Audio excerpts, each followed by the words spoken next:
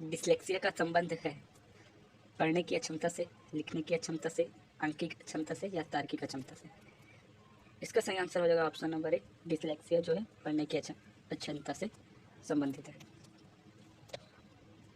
बच्चों को सीखने हेतु अभिप्रेरित करने के लिए शिक्षक को बढ़ावा देना चाहिए। प्रतिस्पर्धा का, कक्षा में प्रथम आने वाले बच्चों को पुरस्कृत करके, सीखने हेतु उचित स्थिति और वातावरण का सृजन, या कक्षा में प्रतिभाशाली बच्चों की प्रशंसा करके? तो इसका सही आंसर हो जाएगा ऑप्शन नंबर सी, सीखने हेतु उचित स्थिति और वातावरण का सृजन करने से। अगला प्रश्न है, निम्न में से कौन सा अच्छे अनुशासन के लिए मुख्य तत्व हैं?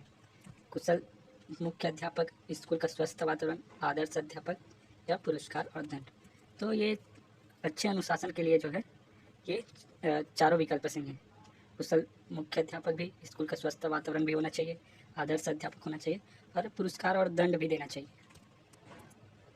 वैसे तो दंड देना जो है नेगेटिव है, लेकिन कुछ हद तक हम मानसिक रूप से जो है दंड दे सकते हैं, जिससे जो है बच्चे आगे बढ़ने के लिए प्रेरित हो। तो इसका सही आंसर हो जाएगा ऑप्शन नंबर डी, ये सभी।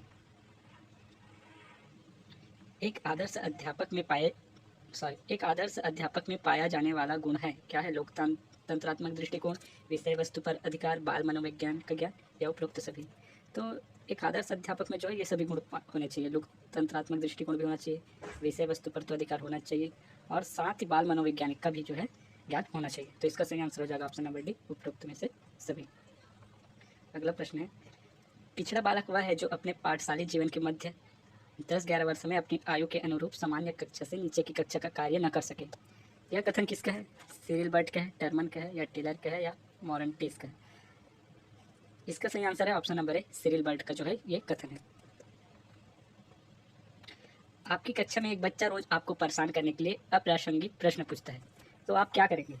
क्या उनको जो है प्रधान आचार्य से शिकायत करेंगे, उससे डांटेंगे या उससे बातचीत करेंगे या उसके माता पिता से शिकायत करेंगे?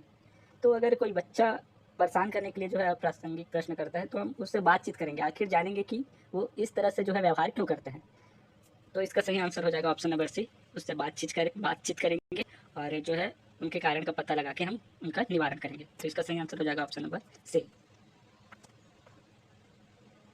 पियाजे की कौन सी अवस्था का संबंध अमूर्त एवं तार्किक चिंतन से है? संवेदीगामक अवस्था से या पूर्व संक्रियात्मक अवस्था से, अमूर्त संक्रियात्मक अवस्था से या मूर्त संक्रियात्मक अवस्था? तो पियाजे की जो है अमूर्त एवं तार्किक चिंतन से संबंधित वो है ऑप्शन नंबर सी, अमूर्त संक्रियात्मक अवस्था। ऑप्शन नंबर सी सही हो जाएगा। एनसीएफ 2005 की संस्तुतियों के अनुसार कक्षा 1 एवं कक्षा 2 के विद्यार्थियों के लिए मूल्यांकन का तरीका होना चाहिए।